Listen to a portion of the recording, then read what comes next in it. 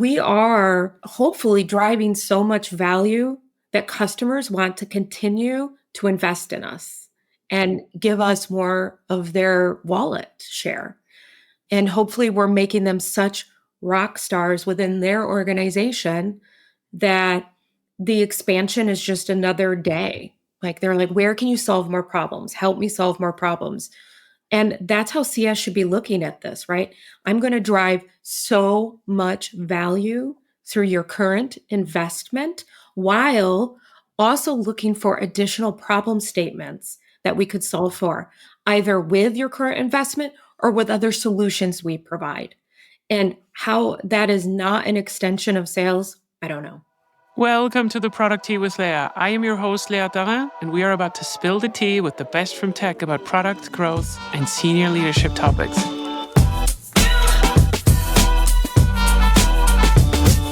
Good morning, everyone. Today, we're going to talk to the magician of customer success who can turn chaos into choreography in the blink of an eye. With over 2 decades of experience sculpting world-class operations from the ground up, she has a knack for assembling the dream teams and systems that startups dream of. As a seasoned pro in both B2B and B2C landscapes, she's been the architect behind flourishing customer support and tech support teams, contact centers, and sales operations. From serving on numerous boards to sharing her wisdom on LinkedIn, she's always on the move. She survived the dot-com burst, thrived through the Great Recession. Is that true? And now she's there and here to share how continuous adaptation and laser focus on customer value are key in any climate. Welcome to the person who does not have the word static in her vocabulary, Maranda Dziekonski. How are you doing this morning? I'm doing good. That is like the most interesting intro I've ever heard about me. While I did survive the dot-com burst, I wasn't working in tech during the dot-com burst. That's okay. You survived it anyway. I survived it. Yeah. I've been around for a few decades, so I've seen a lot of things. So, yeah. Yeah, I also have been around a couple of decades, which is always a great reminder in tech. Like, it's always weird for women anyways, because we kind of have to boast about like how long we've been in the industry. But at the same time, when we're in private, like, oh, no, I'm 25 for the last 20 years. Like Botox makes you look younger, right? Like it just solves it and it keeps you young so you can compete in tech.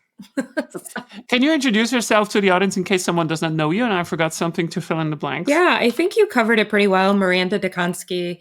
I've been around for, in the customer facing world for 24 years, 25 years. Started out at a very large organization that was $40+ billion a year in revenue, where I spent 9 years. And that's where I experienced the Great Recession of 2008. I was actually working and serving the automotive industry.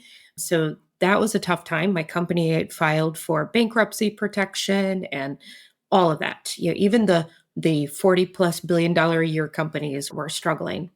I grew up in rural Michigan and decided to take that leap and come out to Silicon Valley and try tech. I've now been a part of 9 tech startups. I've worked with 6 first-time CEO founders, been a part of 4 companies that have had successful exits, a handful that have failed. I've owned everything from customer success, support, tech support, API engineering support, you name it, but also HR. I've built numerous HR functions now, and sales, marketing, you name it. So I've seen it all. So very excited to be here to chat with you. Yeah, it's really cool. I think we already figured out in the pre-talk that if we two can go together, we can take all the C titles. We could. Because I see myself more like as a CPO that also owns a bit of growth and also helps a little bit and tells also sales and marketing how they have to do their job. We could straight up legit rule the world. Yeah, this is an announcement on the Product Tea, just in case you wonder where your future leaders are coming from. This is not speaking to you from the past. Anyways, so before we go into the main topic, I always ask a question to all of my guests. What do people get wrong about you once they get to know you? Oh my gosh. Yeah, that's a really hard one. I know that sometimes I can come across as intimidating. I have worked on my presence over the years, just to be quite frank, because I have a blunt and direct demeanor. But I am genuinely the most goofiest, silliest person. I tell bad dad jokes for miles. People that have worked with me for years see that side. People that work with me for weeks or months don't get to see that. So it takes a while for me to warm up to be able to be that. Yeah, I feel like I have the same problem. For me, it's mostly dominant in written communication. I come across as like a bounty hunter, apparently. Yeah. Yeah. I worked on it very hard for years. I've always believed that directness, not being a jerk, is important. I always want people to know where they stand. I always want to make sure there's no ambiguity, but Yeah. that's not how everybody likes to receive information. So I've worked very hard over the last 15 years to figure out how to soften that. Hopefully successful. Yeah, I think so. It's interesting the regional differences in the way people communicate here in the United States. I know that you're in Switzerland, but like someone from New York wants to be communicated to very differently than someone in Michigan, than someone in San Francisco. And I know because I'm married to somebody from New Jersey, grew up in Michigan, and have lived in San Francisco for 15 years. So it's very, I have a couple of stories that confirm this 100%. Unfortunately, I cannot tell it in detail right now on this podcast, even though it is okay to swear. I cannot say all the details, but I have this habit of like sometimes opening my mouth a little bit too fast. And I was walking into a board meeting of relatively wealthy people, let's put it that way. And I said hello in a way that I should not have said it, but everybody was finding it extremely funny and unconventional, right? And this is how Leah introduced herself to the American continent. I'm not going to go into details here on what this was about exactly for Inspiring, but the people that have worked with me know what I'm talking about exactly. But, this is what it is. But it's fine. yeah, no, it is what it is. In every moment's a learning moment, right? Oh, yeah, I have a lot of those every day, especially because I forget the ones that happened actually last week. So, anyways, but today we're not going to talk about my amnesia in professional learnings. We're going to talk about customer success, which is one of my favorite topics. And I think, interestingly, because some people are now listening, like, what, why? What are you talking about, Leah? This is not your favorite topic. You're not talking about customer success a lot. I actually do. So, product-led growth, in the way that I'm talking about, is oftentimes about customer success as in terms of delivering value to the customers and making them successful. But what we're talking here about is really like also a customer success as a function inside of a company, specifically at scale. I'm talking predominantly about B2B companies that have some kind of weird intersection between what sales is doing, what product is doing, what marketing is actually doing, but then you have customer success. And there's a funny meme that is more true than anything else. It's actually less funny. And it's this girl that is standing in front of a burning house and it says like customer sign, it's now customer success's problem, right? And I find this quite funny because we've seen now in the last couple of years how these functions are starting to change dramatically. And one of the things that you also said in the pre-talk that you want to talk about is this kind of shift from how do we move from customer success to actually just, basically peddling stuff to really owning revenue. And I would love to talk about this because this is also something that we see now happening in product. CPOs that do not know how to own revenue, drive pipeline, fight for it, and also like measure it up towards sales are completely lost and they're going to be out of a job, at least in scale ups. So where do you come from this when we talk about customer success? Yeah, I've been talking about this for a few years. I don't know. I wouldn't say that I had any insight into what was going to happen. I didn't. If I did, I would be so crazy wealthy right now and probably on some island that I own. I had no idea that the funding from investors was going to dry up as much as it did. But I did see this path where CS leaders and CSMs needed to make themselves more valuable in the organization in order to not be displaced. When customer success started, the focus was always heavily on driving NPS, driving satisfaction, keeping customers happy. And I was even on that bandwagon. I was bragging about the NPS that my team was driving in an organization. And that seems absolutely ludicrous now. Don't get me wrong. I still measure NPS. I still think NPS is important. We have the first conflict point, but go ahead.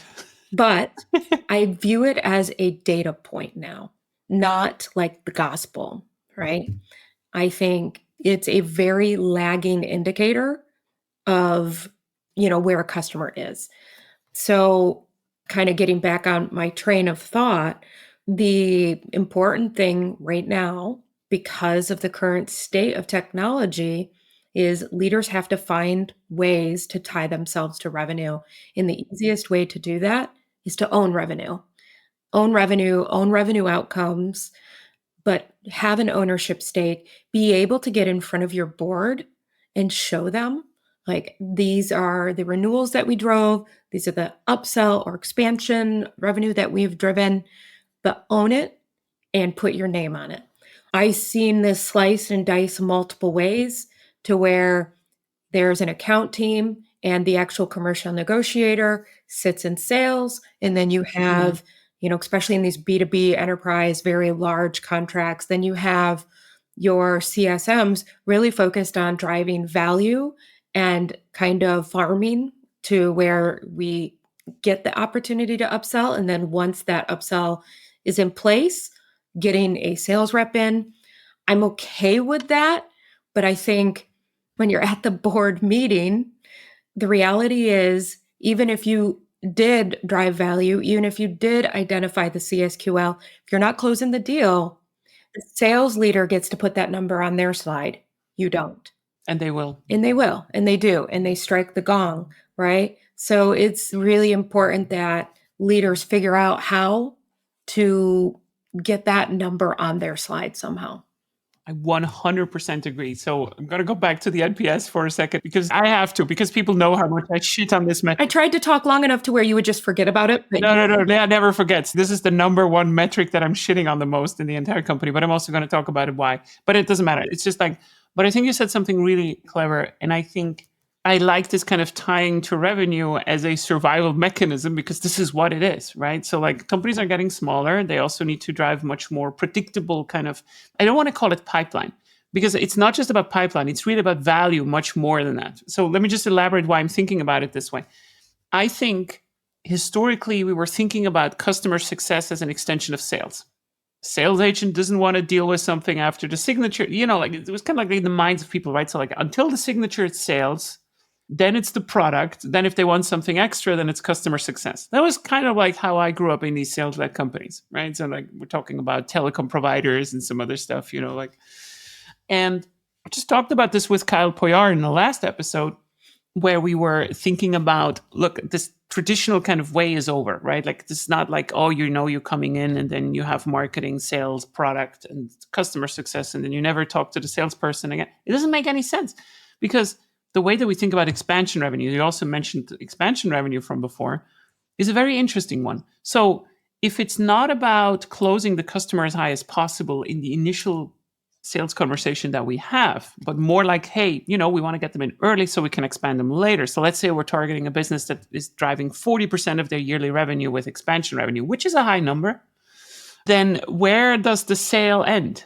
Is it when they're doing the self-serve on the website? Or is it when they go above 50,000? Like, where does it exactly? It's so dark. It's so hard. The sale never ends, because you're always up for renewal. Yeah, exactly. And then marketing also never ends. Exactly. Marketing never ends. The sale never ends. And you said something too that will probably get me some hate mail. That's okay, because I have to comment on it. I do think CS is an extension of sales. I'm sorry. I just do. Now, our motion is a little bit different than sales. We're not out hunting, and that's not bad. Just to be clear, I said that and made a face, but we are hopefully driving so much value that customers want to continue to invest in us and give us more of their wallet share.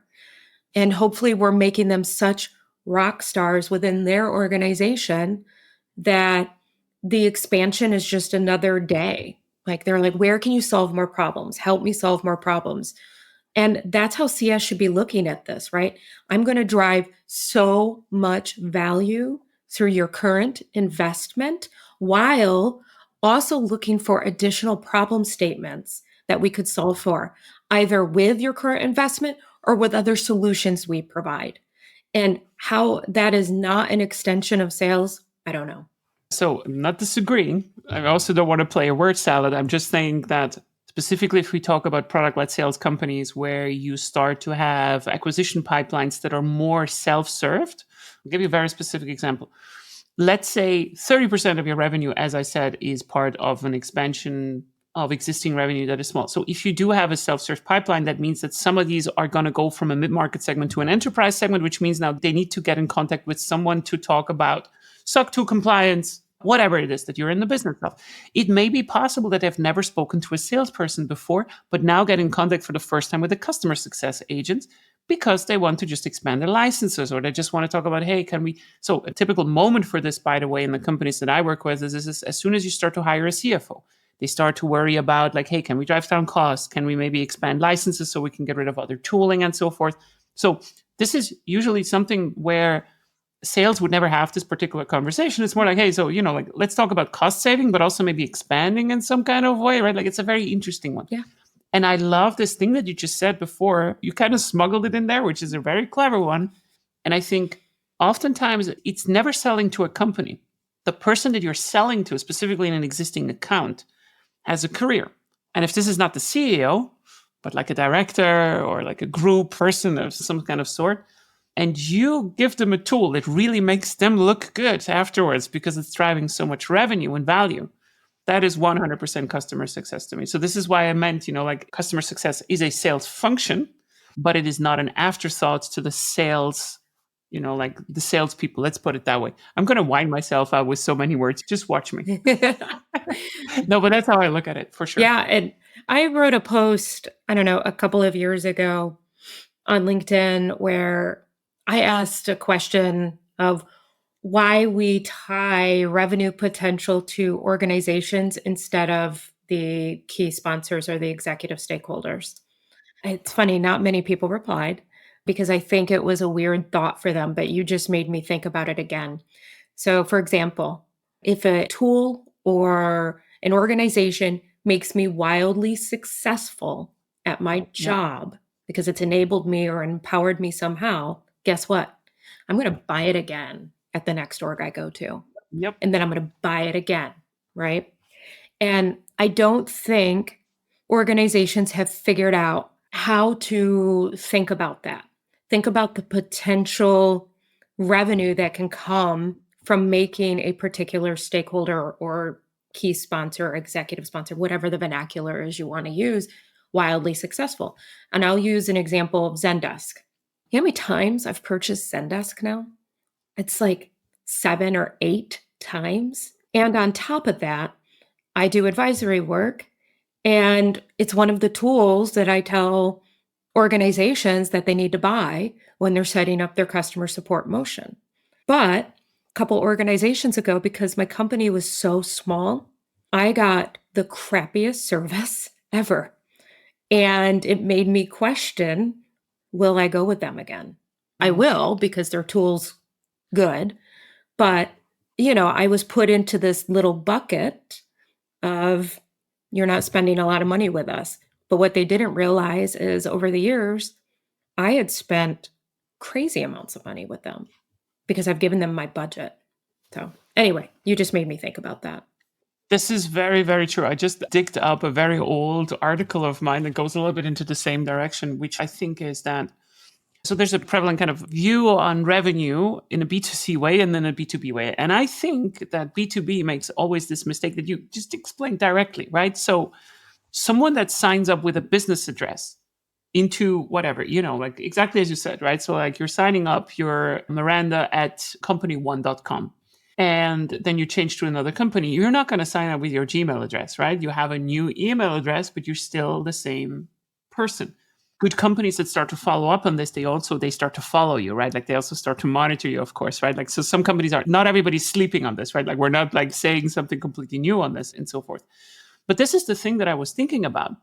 What I wrote back in the days there is that I'll give you a very specific example on a simple tool like Miro that everybody's using, right? So like whiteboard and so forth.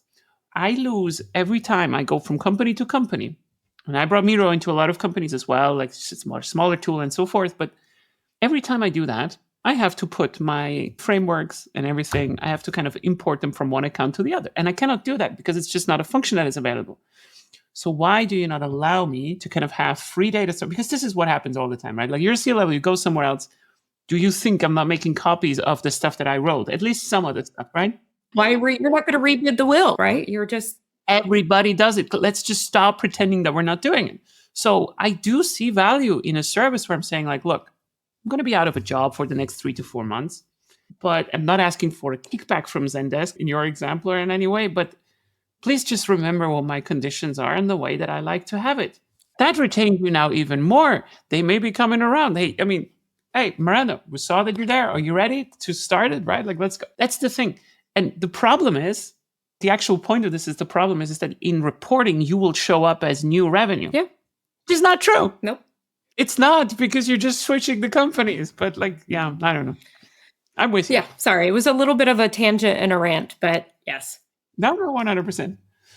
So if you want to, we could go back briefly to the NPS, which I still haven't forgotten. No, let's do it. Let's talk NPS. So the way that I started to kind of control the madness above 100 people, right? So let's say, and I'm one of these CPOs that usually just talks into other silos, of course, because I also started to notice that this is actually what makes you successful. Cross-functional opportunities. I honestly believe in this. And I will also tell you why in a second, but I see you already aggressively nodding. So one of the base principles that I think that applies to almost all the silos is that in order to know what you should do in the next coming years or months or whatever you want to do on your roadmap, you have to understand your silo churn. Let me give you an example. Sales is quite good in kind of understanding why they lose specific deals and so forth, right? Like price too high, specific features, compliance, and so forth. So they already have a relatively good understanding of their acquisition churn, I would call it in this sense. Product is surprisingly often quite bad at this, in trying to figure out why do customers really churn, right? I'm looking at a pie chart on hey, 20% are going because of this and so forth. So there's always a really big opportunity that you can have.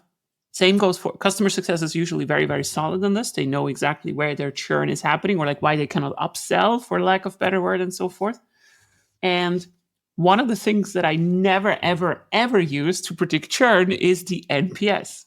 There is just zero correlation to it. I do not know what it is. I do not know why it is the case, but this fucking metric just does not work. Now, I've been talking about this for a couple of times also on the podcast on what I use instead. I do use some things that are actually trying to analyze past behavior. So I'm a big fan of CSAT, for instance, just if you want to have a generic metric. What I do find useful for the NPS is the freeform field, but that's about it.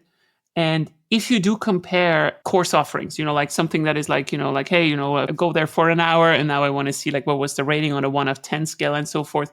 But for a company business, I don't find it useful because you cannot compare it to anything else. The only thing that you can do is you can kind of obsess over whether it changes.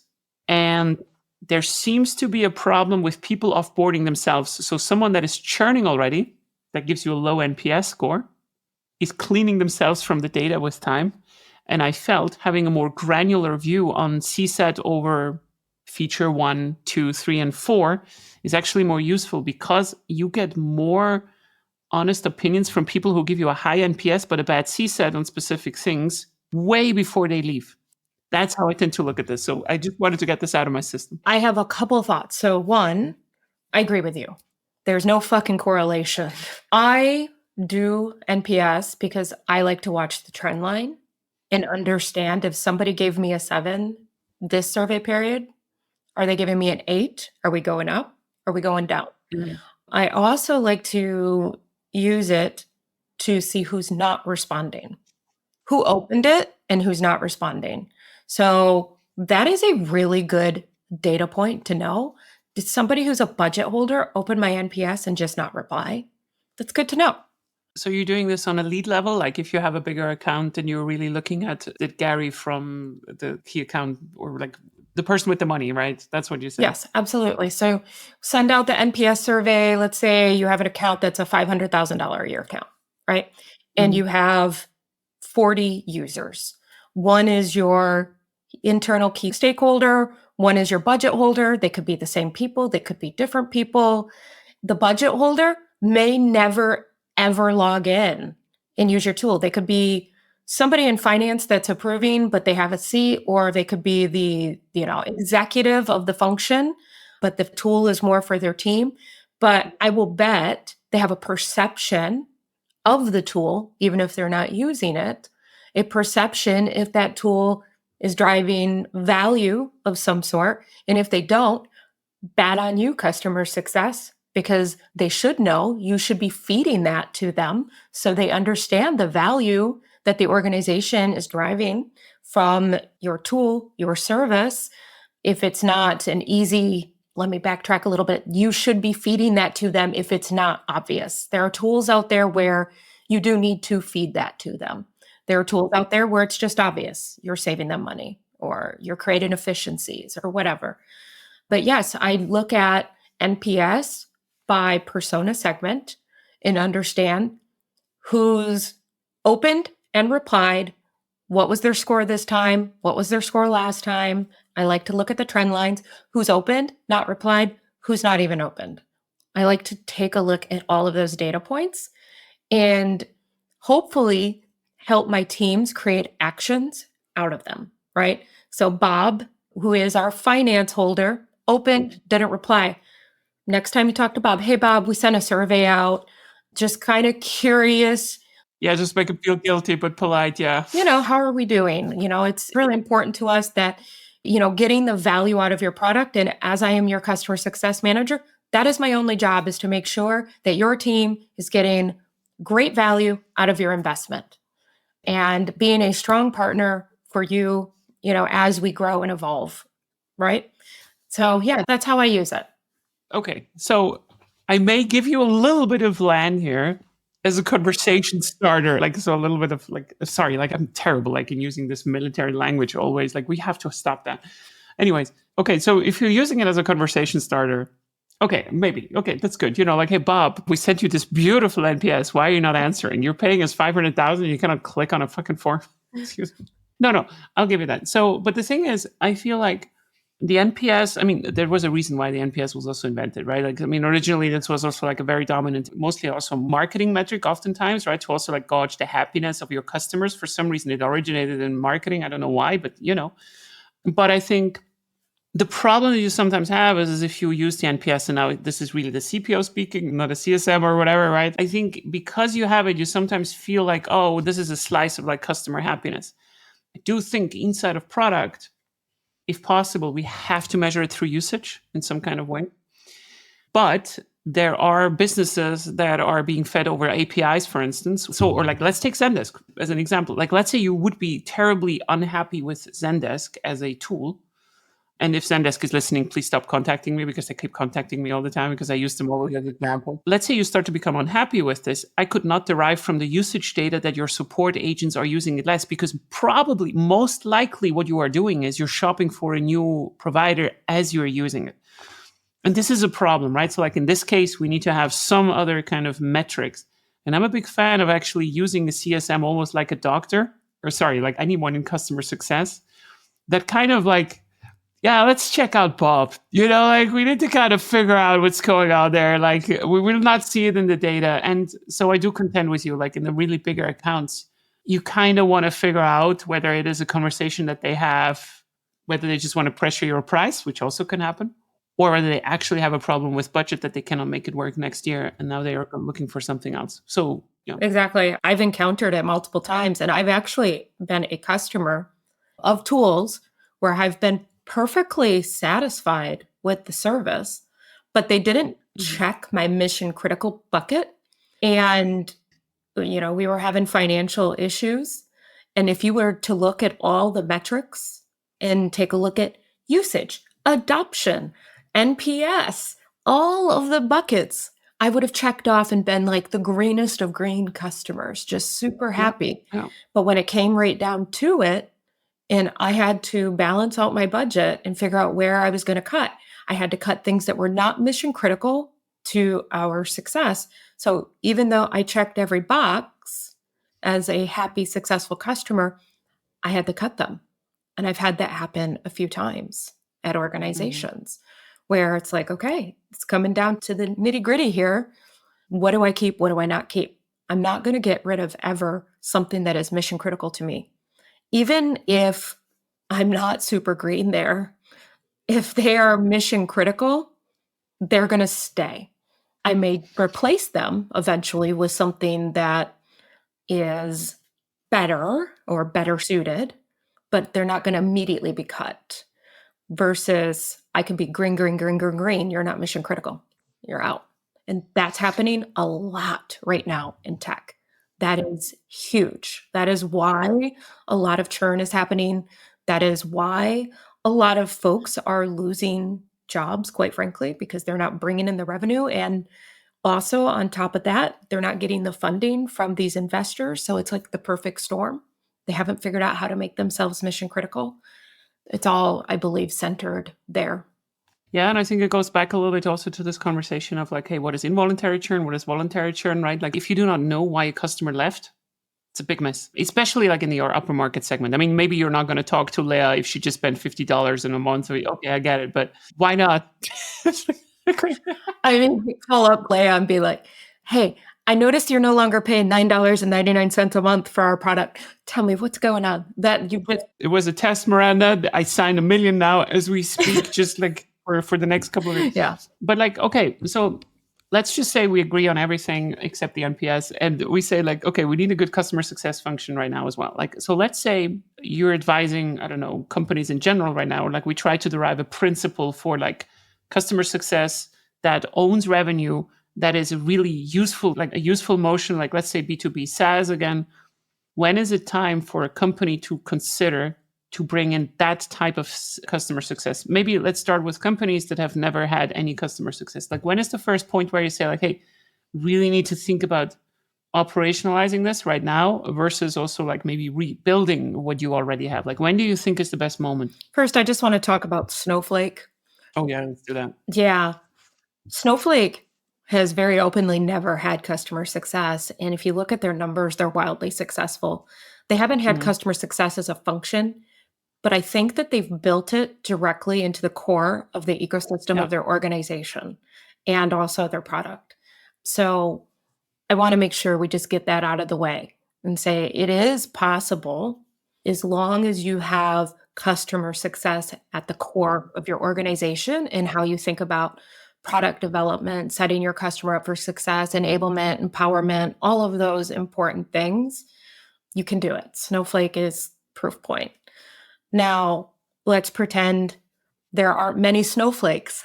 That was a good joke. That was a pretty good joke. Yeah, that's a dad joke. Like it's a good dad joke. See, I told you early. Like, look. Continue. No, I got you. And, maybe your product is a product that does require a little bit more hand-holding or where value is more hard to come by. I don't even know if hard to come by is the right way to put it, but it's like a continuous motion that always needs to be worked. I see customer success as a valuable partner in those types of organizations. When should you bring customer success in? If you're in a B2B SaaS, maybe not even SaaS, let's just say B2B enterprise type of product or service. A lot of CS leaders would say, you bring us in right away. And I think that's bullshit. No, you bootstrap as long as you can.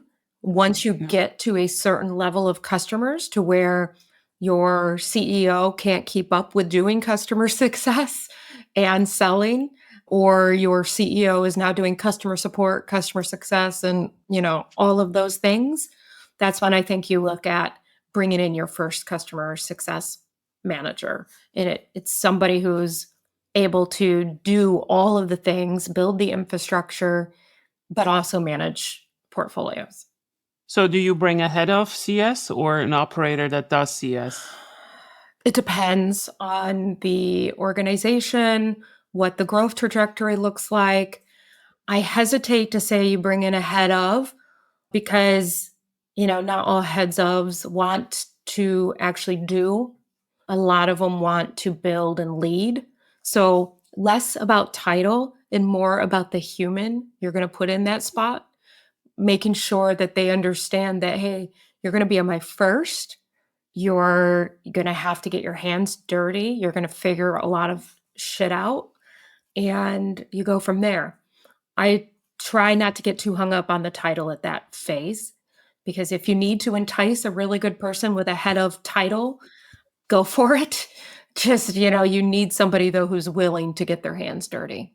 No, but I mean, it sends also something, like it sends also a signal into the organization on like what you want to do, right? So like one of the reasons why I add this in this stupid way is that usually the way that I bring growth into an organization, and growth, I always have to clarify because there's salespeople that are listening. I'm not talking about your growth, talking about product-led growth, right? So like the stuff where we talk about sign-up flow optimizations, late-stage activation, and so forth, which is also always, oftentimes, like the first stage before you actually talk to a customer success person, like, hey, I saw that you have this new kind of feature, also like whatever it is. There you also usually want to do it in a way that you have a growth team first because they're going to piss off everyone, right? They're going to mess with marketing, they're going to mess with sales. Sounds a bit like CS, right? So, like the first time you bring customer success in, because sales will not be okay if you start to take contracts that they would get money from and so forth. And this now, maybe you can answer me, or like, it's a very broad question. So let's see where this goes. So I don't have experience in kind of setting up customer success at all and so forth, but I do have some opinions on sales incentivization plans. And the reason why I'm bringing this up is if we talk about this extremely forward-thinking model from the 1970s, where you get as much money the higher you oversell your customer, and what you can do against those, I feel like, so I've been trying to write a sales compensation guide that is compatible with a product-led growth company, in essence, right? And this is a difficult kind of task because the only kind of rules and methods that you can use is usually clawback clauses. Yeah. The customer churn's relatively short. We're going to take back your money. Maybe we're going to do something about, or like we incentivize you better on the expansion revenue and so forth. But here's the thing. There's also always a portion that came up with, is there a way to structure an incentivization plan for salespeople where they get paid for classical customer success actions without disturbing them too much on the main job that they do? The challenge being anything that does not pay, they're just not doing. Yeah, no, look, I have seen organizations where the sales rep stayed involved in the account way too long, and they were so focused on the back to base revenue that it hurt their top line revenue growth number and also hurt the company. So I do think that there is a world in which an AE account executive or the sales executive, especially if they're bringing in an account at 100,000, but they know this could be $1 million account, they get a window of time to get meaningful upsell opportunities in the pipeline.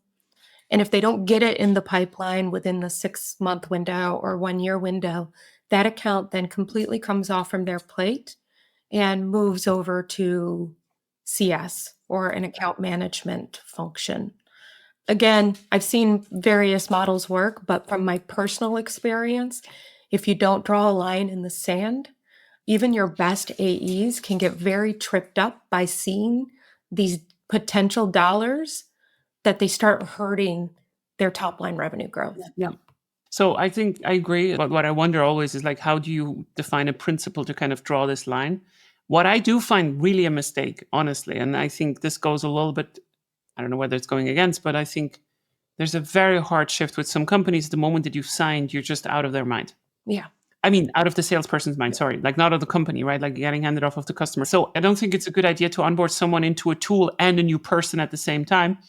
Although I did have some good experiences with HubSpot in the past, which they actually do quite a good job as well. But still, I feel like, to your point, maybe it should be more weeks rather than months. Yeah, and that's where also a good sales to CS handoff begins.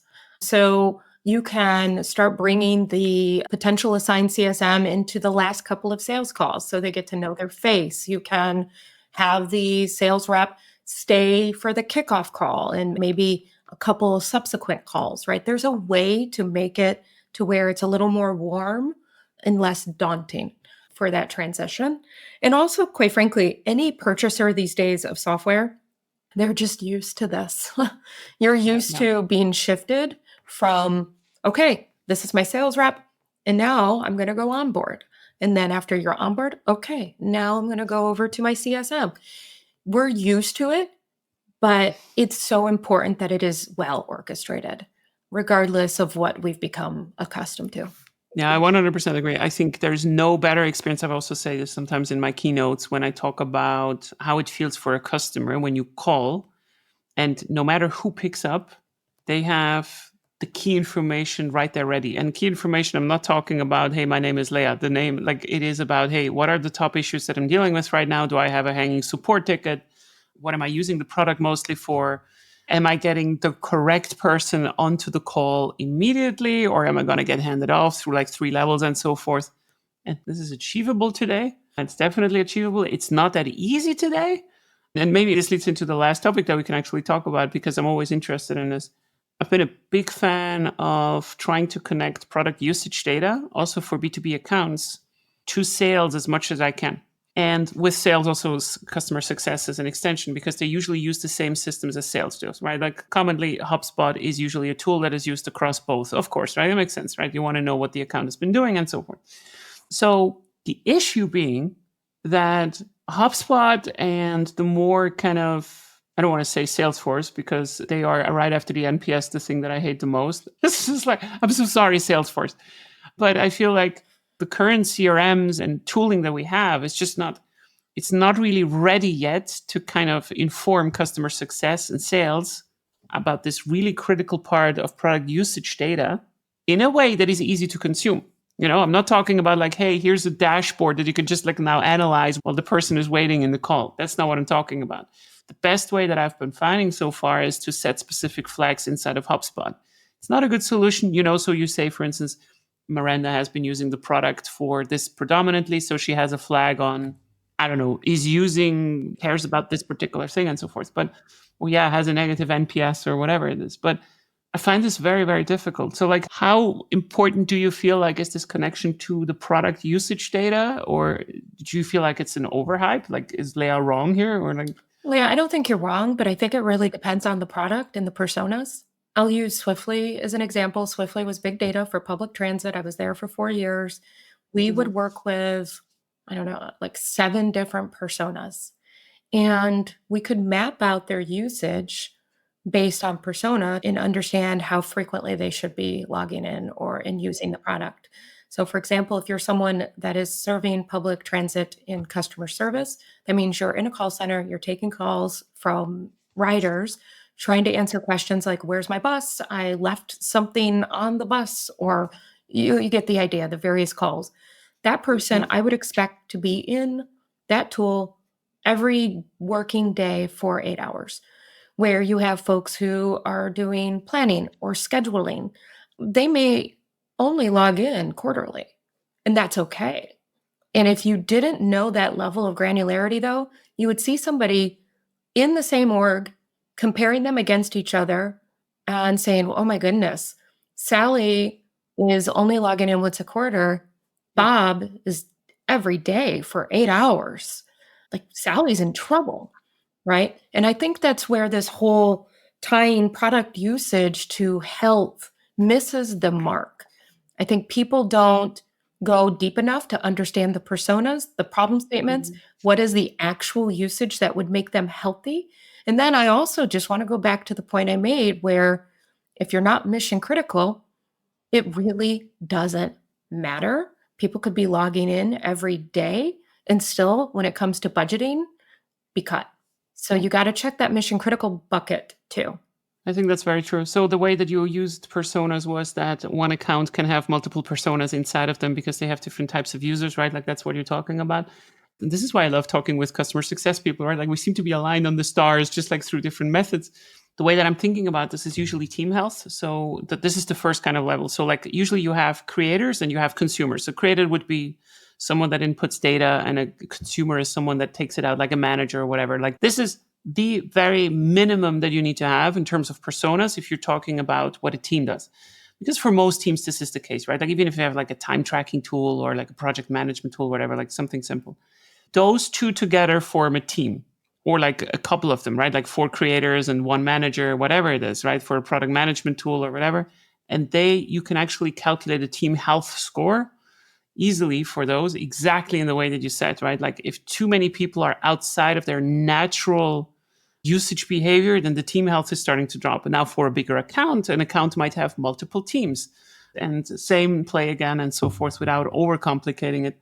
I'm always saying not overcomplicating, but already this step is quite hard for a lot of companies to get right, specifically at scale, right? Like, to kind of get the data into one system where you can do this, because either they access HubSpot or they cannot log into Metabase, and you have all this the security crap and so forth to get through and so forth. But it's definitely worth it to set it up correct, I think. Yeah, no, I agree. I do have one topic that I would like to touch upon, and it is, and I wrote it down in my notebook so I wouldn't forget. My old brain will forget if I don't write it down. It's the NPS, right? No, Oh, okay. the head of title.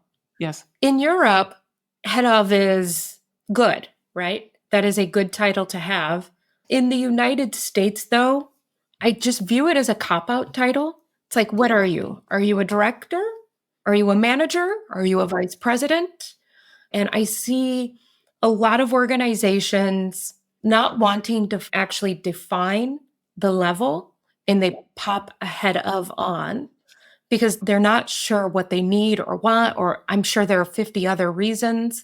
But when you said head of, I wrote it down because I wanted to just touch upon that really quickly. It is, in my opinion, a bit of a cop-out title. I can give you the reasons why I'm using it and how I'm using it. So very, very specifically. So for me, it has a very specific kind of usage. And for this, I think we need to also define what the difference is between a C-level and all the other titles that come below it. And that is just really a definition kind of question, how I'm using it. I also need to say that I'm advising 50% American companies and 50% European. So I'm not standing in for the European style of company building. Absolutely not, because they don't even know what a VP is. But anyways, having said that, so like, what is the difference between the C-level and the others? Just like really quickly, C-levels have the responsibility, in my opinion, to not just fight for their silo, but also to give it a voice. Of course, all of that is clear, but they're probably the ones that say no the most to their own silo, right? And a head of can be a VP, can be an SVP, can be a director as well, whatever. It's just the highest person for a specific area is, in my head, is the person that asks for the most budget, right? Like they're trying to just, if you want to put a metaphor to this, then to me, a head of is a lawyer, right? For their function. So they try to make the best case. They will not hurt themselves. Of course, if you're good head of, you also try to balance and so forth, but you technically try to overshoot your budget, right? A C-level says more like a judge, in the overall company, if you're a good one, in the overall company structure, you know what, this money is now better with sales. I'm sorry, unfortunately, because we cannot justify this ROI and so forth. So I think this is the first differentiation. Now, the head of title has, for me, a very important significance right now. I usually try to give it as a cop-out in the situation where companies are scaling relatively fast and you do not want to wall off yourself by giving someone already a VP title, because a company at 20 to 30 people with a VP of sales, product, or engineering at 150 with the same person in it becomes very hard to maneuver, because that VP now is sitting there with that title. You cannot take the title away. Does not happen anymore. And at 150, you need to have a completely different management experience. Ironically, giving out the titles out too soon can lead to you being let go because you want to hold on to your title, right? It's been so difficult for me to get founders out of companies because they just gave themselves the C-level title. But with the head of, you have more maneuverability. That is a really interesting take. So, and how I view it, and like, I'll also say I have about 10 years of HR experience on top of my customer success and post-sales experience. How I view it, C-level, SVP to C-level, yes, you own a function, but you own the responsibility of the success of the entire organization. If you are functioning at that SVP level and above, you're not just thinking in your silo, and sometimes even VP level and above, you're not just thinking in your silo. You're taking a look at, yes, you're part of the organization, but you're understanding how it all plays together, what the levers are that need to be pulled organizational wide to have everybody move towards success, whatever that success may be. And you're looking at, yes, you're of course fighting for the budget you need, but you're also, functionally high enough in the organization that you understand the trade-offs. It's not somebody's having to tell you the trade-offs. You're like, if we hire 3 more folks in CS, we're not going to be able to hire 2 more sellers in sales. Yep. And each seller brings, $2 million a year in revenue per the mathematical equation, right? So people are looking at it like that. Director is generally, you're responsible for your silo, your function. And making sure everything in that org is running. I don't want to call it a puppet master, but it's kind of like, it's not really a puppet master, but you get what I'm saying. Like, you are maneuvering all the pieces and making sure everything in your functional area is functional and operating the way it should be. And that's where, like, I get the whole idea of head of, and I never thought about it the way that you just spelled it out. So thank you for giving me a different way to think about it. I agree. Not every VP that is hired at employee 20 will be the right VP at employee 150 or 300. That is 100% true. There are some that will be. It's just not everyone. I rarely see the same individuals take a company from 5 million to 200 million. I just haven't seen it again and again. Yeah, no, 100% true. And I think in my mind as well, like what I also do is whenever I talk about these career ladders and so forth, I mean, let's be honest, right? Nobody knows in the industry whether a head of or a VP is actually higher than the other one. That's the first problem. Like, you just, like, depending on the day, on a Wednesday, the head of is high. You just never know. So these titles are anyways a little bit bullshit. I think between director, VP, SVP, it's clear, right? Like, there, everything is clear until CPO, are all clear. Understood. And I think it's absolutely right. So I like to define those internally, but unfortunately, we bear titles for when we go to other companies, and people love titles. People really love titles. Oh, and that's exactly my point about the head of. It just makes it so hard for the individuals, if they are moving, to be able, like me, as interviewing people, to figure out, like, well, what level are you really? What did you really do? Anyway, I think it is quite rare. This is why I'm very, very hesitant to give VP titles out. It is quite rare to find a VP title in a smaller company, but you find more head ofs, right? A head of is just like maybe the highest person in this without the C-level. This can make sense, of course, and so forth. But I think at a specific scale, I'm with you. I think I personally would have liked to have clarity on this.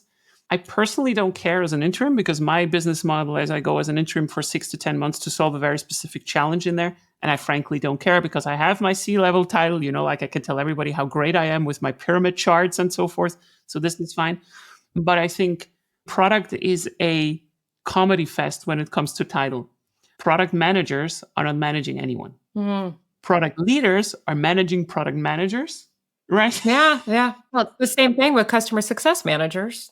Yeah. And then I try to tell people at the same time, well, you can be a leader without being a manager. Yes, all the time. Unless you're a product leader, because then you're actually a manager of... Yep. I will say you and I will have to disagree on the VPs at the smaller companies. I've been a VP at a smaller company multiple times, an SVP, a C-level, and, I have 20, 25 years of experience. So it's interesting. I have hired VPs at smaller companies multiple times. No. I'm not saying it's not possible. It's just that I always check anyways, right? Yeah. So like for me, I mean, as you are as well, right? I think CVs in the classical sense are anyways going to go away. I honestly think so, because they're just ChatGPT all over the place, right? It's just like everything. ChatGPT, write me my CV. Yeah, no. I caught ex-colleagues just like giving themselves incredibly deep titles, for like, yo, you have been basically the mechanic of this thing. And there's nothing wrong about this, but you were not the head of the entire engineering organization. And this is just another thing to people. If you want to ever get a VP role of somewhere, someone will do a background check on you. And you will never hear about it, right? Like, you're just going to get ghosted, and then it's just back channel all day. 100%. Thank you for letting me go on that tangent, by the way.